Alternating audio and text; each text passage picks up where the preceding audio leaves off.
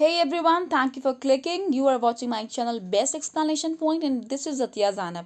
Today I'm going to explain active and passive voice. Without wasting time, let's get started. Voice का meaning आपको पता होगा आवाज.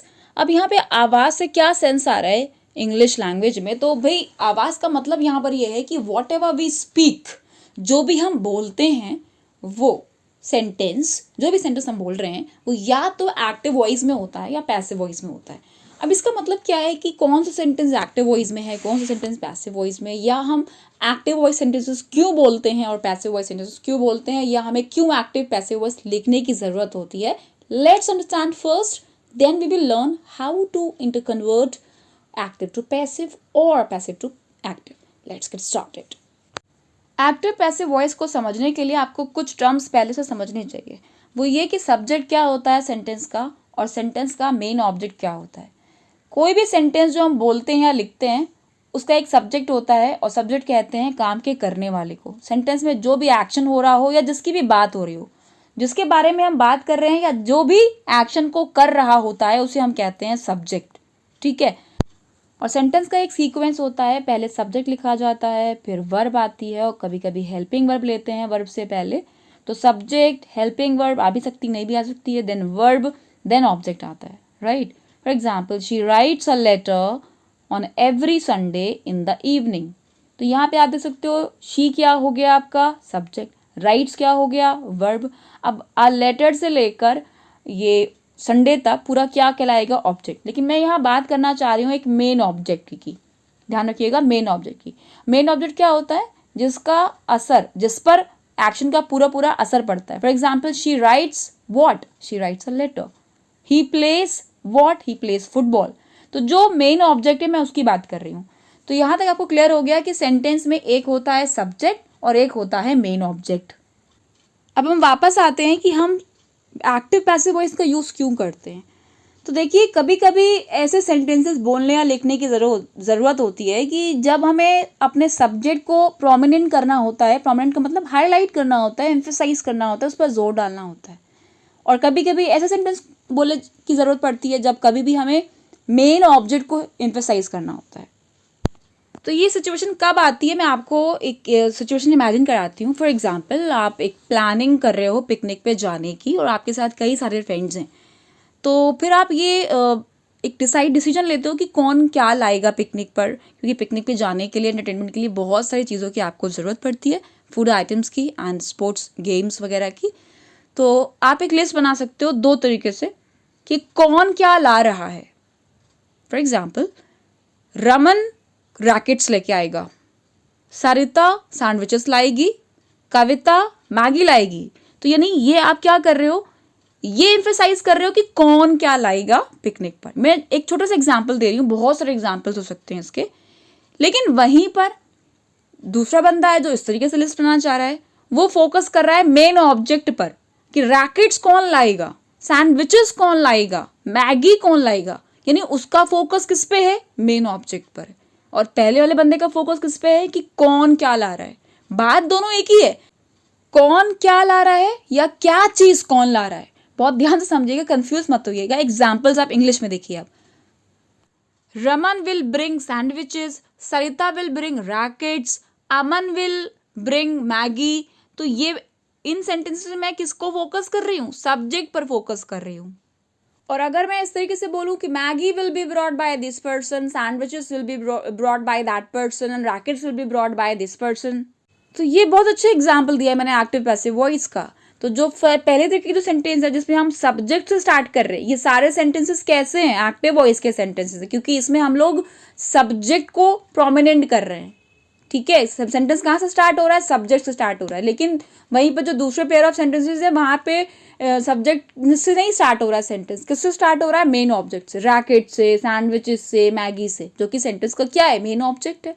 तो आई विश आपको ये क्लियर हो गया होगा कि हमें ज़रूरत पड़ती है, yes, in our daily life. और लिखने में भी अगर आप ऐसे लिख रहे हो, ठीक है, तो उस वक्त हमें ये ज़रूरत पड़ती है कि हम अपने सब्जेक्ट को प्रोमिनेंट बनाना चाह रहे हैं या अपने मेन ऑब्जेक्ट को प्रोमिनेंट बनाना चाह रहे हैं.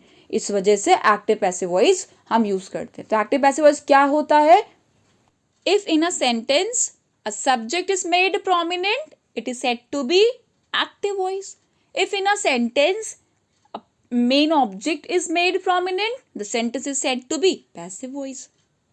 तो यूज सीखने के बाद अब आपको ये सीखने की ज़रूरत है कि कहीं अगर बहुत सारे सेंटेंसेस आपके सामने लिखे हुए हैं और आपसे कोई कहे कि classify the sentences into active voice and passive voice, यानी कि बताइए दिए गए सेंटेंसेस एक्टिव वॉइस हैं या पैसिव वॉइस हैं, तो आप कैसे पहचानोगे? क्या कोई पहचान होती है इनको आइडेंटिफाई करने की? तो यस, बहुत इजी पहचान होती है। तो बाद में हम ये सीखेंगे कि एक्टिव वॉइस को पैसिव वॉइस में कैसे कन्वर्ट किया जाता है। देखिए, मैं जो पढ़ाती हूँ बहुत ही basic level to intermediate level और उसके बाद एडवांस लेवल पे ले जाती हूँ आपको। तो ये मेरा पढ़ाने का तरीका है। पहले मैं आपको ये सिखाती हूँ कि भाई active voice and passive voice को कैसे पहचानोगे आप। ठीक है, बहुत ईजी है, पहले आप ये देख लो। तो भाई अगर आपको किसी भी सेंटेंस में हेल्पिंग वर्ब के बाद third form, past participle form, जिसको हम लोग थर्ड फॉर्म कहते हैं, ये स्ट्रक्चर मिल रहा है, फिर से सुन लीजिए, आपको किसी भी सेंटेंस में हेल्पिंग वर्ब के साथ पास्ट पार्टिसिपल फॉर्म यानी कि थर्ड फॉर्म ऑफ वर्ब मिल रही है, तो समझ जाइए कि वो सेंटेंस पैसिव वॉइस है। इसके अलावा एक पहचान तो अभी आपने सीख ही ली है, अगर सेंटेंस में सब्जेक्ट प्रोमिनेंट है, सेंटेंस सब्जेक्ट से स्टार्ट हो रहा है, तो वो एक्टिव वॉइस है। और अगर किसी सेंटेंस में सब्जेक्ट से स्टार्ट नहीं हो रहा है सेंटेंस, बल्कि वो मेन ऑब्जेक्ट से स्टार्ट हो रहा है, तो वो पैसिव वॉइस है। लेकिन सब्जेक्ट से स्टार्ट हो रहा है या मेन ऑब्जेक्ट से स्टार्ट हो रहा है, ये सिर्फ ये वाला जो आपका कॉन्सेप्ट है ये मदद नहीं करेगा आपको, कहीं पे आपको कंफ्यूजन हो सकता है। बहुत सारे सेंटेंसेस ऐसे होते हैं जिसमें आपको समझ में नहीं आएगा कि इस सेंटेंस का सब्जेक्ट क्या है, या मेन ऑब्जेक्ट से स्टार्ट हो रहा है, या सब्जेक्ट है इसका या मेन ऑब्जेक्ट है, कुछ समझ में नहीं आएगा आपको। तो उस वक्त आप कैसे पहचानोगे? जो सेकेंड ट्रिक मैंने बताई कि अगर आपको किसी सेंटेंस में हेल्पिंग वर्ब के साथ थर्ड फॉर्म मिलती है, अब वो हेल्पिंग वर्ब क्या क्या हो सकती है?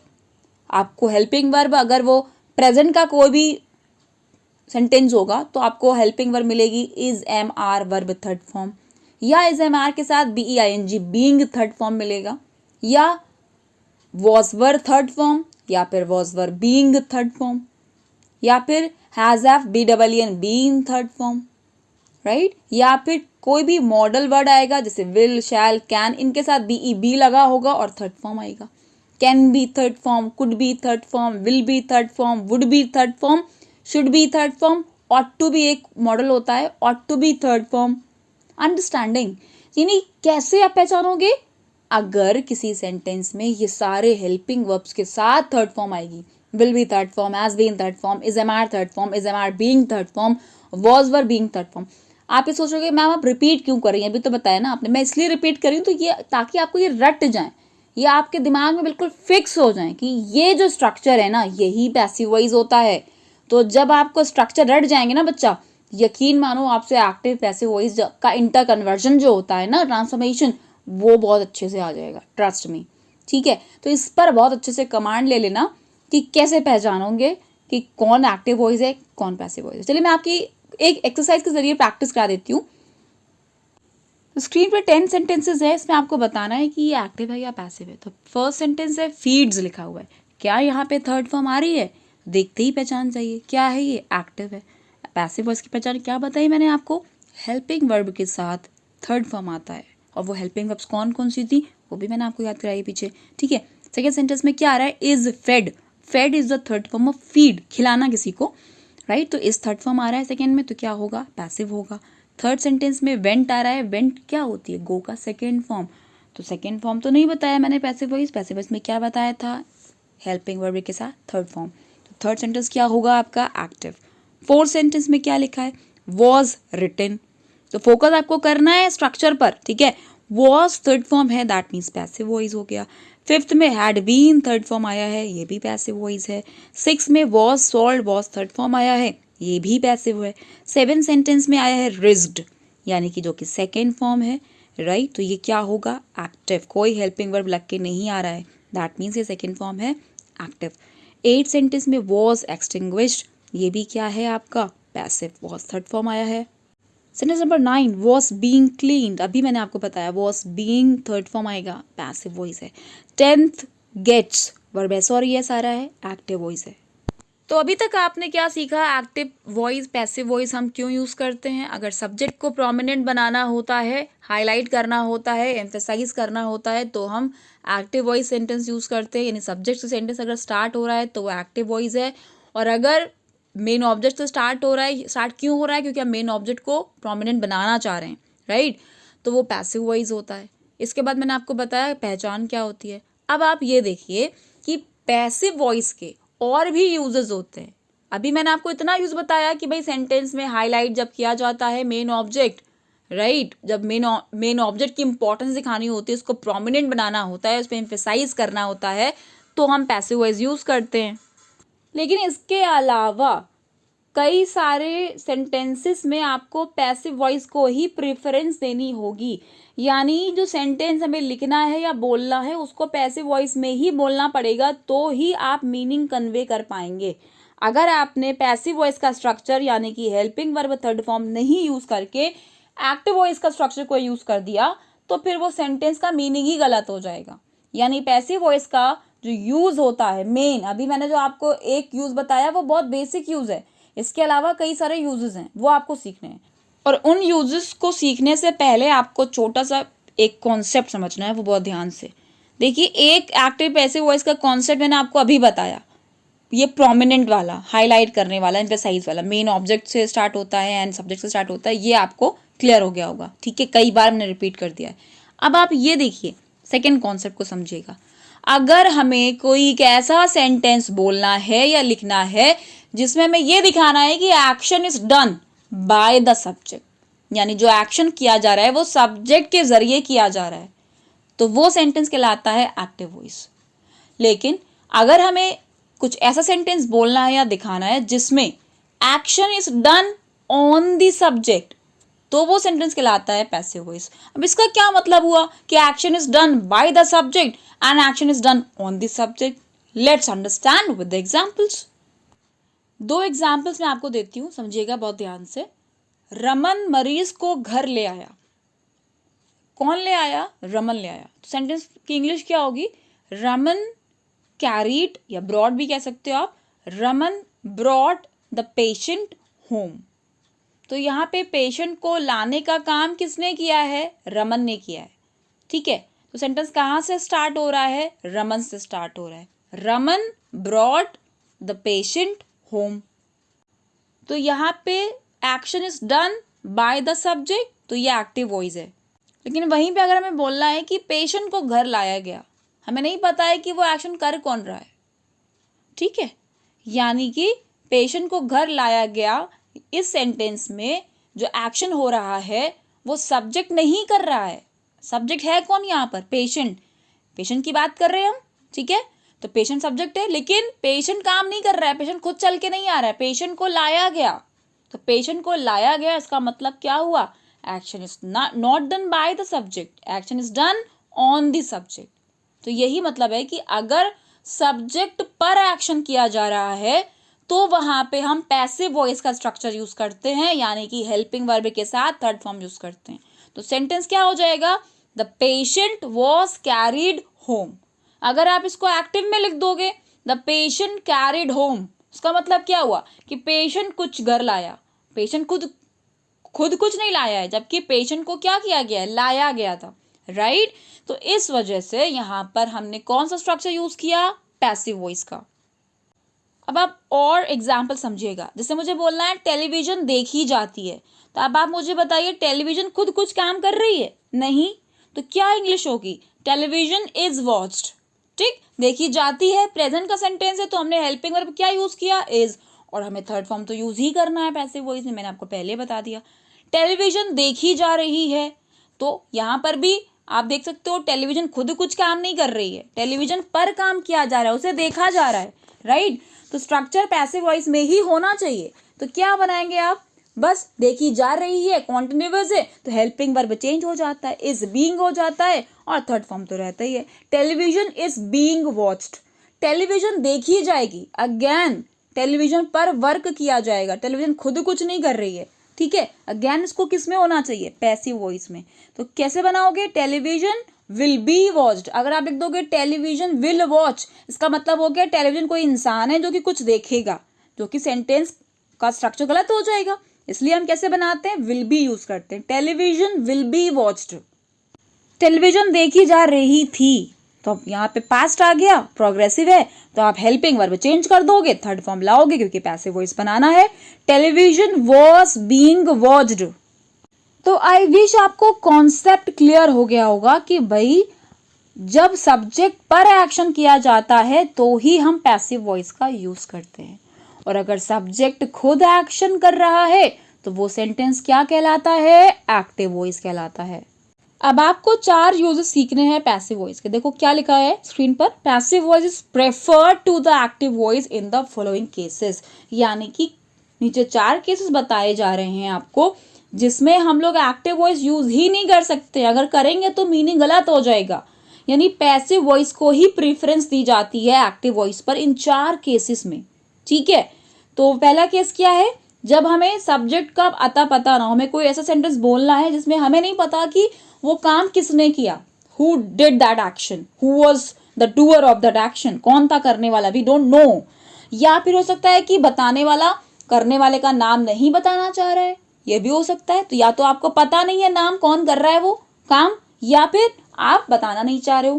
ठीक, it is not intended to name him, तो फिर भी आप पैसिव वॉइस यूज करते हो। ठीक है, एग्जाम्पल मैं दे चुकी हूँ आपको, the patient was carried home. अब who brought, who carried the patient, we don't want to tell that name, that's why structure is of passive voice, was carried we have used. Similarly town को corn बांट दिया गया, अनाज बांट दिया गया है, तो टाउन ने खुद काम नहीं किया है या किसने टाउन को बांटा है नहीं बताया जा रहा है, तो इस वजह से पैसिव स्ट्रक्चर यूज हो रहा है। The town is well provided with corn. Second use क्या है, when the subject in the active voice is clear from the context, यानी जो भी बोल रहा है या जो भी कोई चीज लिख रहा है वो अपने रीडर्स को या सुनने वालों को ये अंडरस्टूड है कि भाई कौन उस काम को करने वाला है।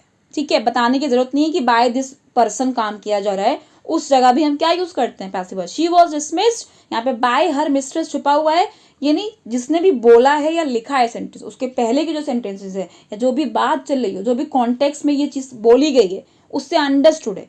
तो कभी कभी ऐसा हमें लिखने की या बोलने की जरूरत पड़ती है कि कॉन्टेक्चुअली अगले को पता है कि वो काम किसने किया है, but I don't want to mention that, तो वहां पे भी क्या यूज करते हैं, पैसिव वॉइस। तो यहाँ पे यूज हुआ है वॉज डिसमिस्ड, जो कि पैसिव वॉइस है। Next use of passive voice है कि जब कभी भी हम गवर्नमेंट के डिसीजन लेने की बात करते हैं या कोई भी गवर्नमेंट के पर्टिकुलर लिए गए स्टेप के बारे में बात करते हैं, तो वहां पर भी हम यूज करते हैं हैज हैव थर्ड फॉर्म का। एग्जाम्पल आपके सामने है, a favourable impression has been created by the prompt action taken by the government. या इसके अलावा किसी भी स्कीम लॉन्च होने की बात होती है, कोई भी नई स्कीम सामने आने की बात होती है, तो वहाँ पे भी आपने गौर किया होगा पैसिव वॉइस यूज़ किया जाता है। This scheme has been launch या this scheme has been come forward by the government and by this company and so on.